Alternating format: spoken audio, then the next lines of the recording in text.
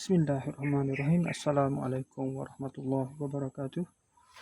Jumpa lagi kita dan channel saya. Masih sama juga, iaitu hari Rabu dah. Selasa silap. Selasa Rabu. Hari Rabu 27 hari bulan Ogos 2025 Masihi, bersama dengan 3 Rabiul Awal 1445 Hijriah.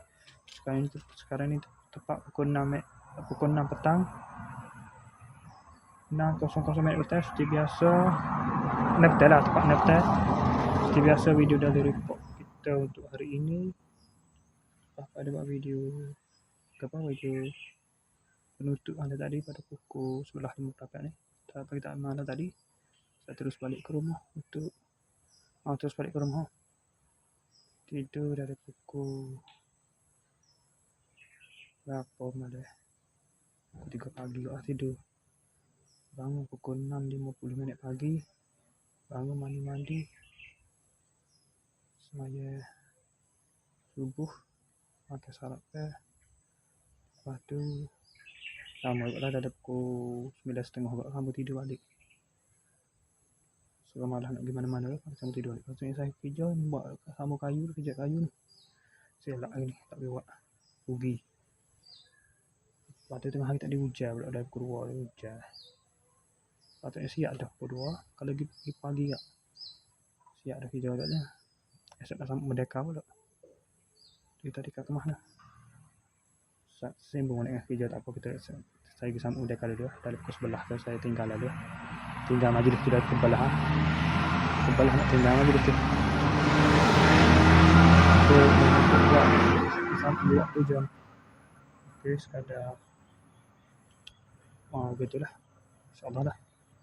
Lepas tu bahagian tadi sampai pukul 3.17 petang. Bahagian saya review saat ni lah. Lepas tu lepas selesai saya zuhur pukul 3.30. Adik-adik tu 3.30. Lepas tu semaya asar. Ini habis petang kita pasang ada. Cerah sampai balik tadi. Tadi lebak pun nak banjir dah hujan. Lepas tu pasal asar kerja tu. Kerja ke apa dah? Tak ingat kerja. Dia balik macam ni ke apa semua tu. Lepas tu semaya asar ni ada pukul 9.30. 9.30 pula dah. Pukul 5 suku ni.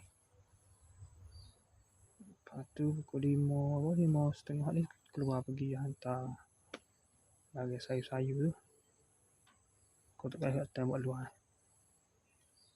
Lepas tu pasal hantar bagi tu terus mai ke sini lah untuk review bagi saat ni. Lepas tu baru dah selesai buat video, terus buat video ni. Okay, saya sekadar itu saja untuk sesi video dari report kita untuk hari ini.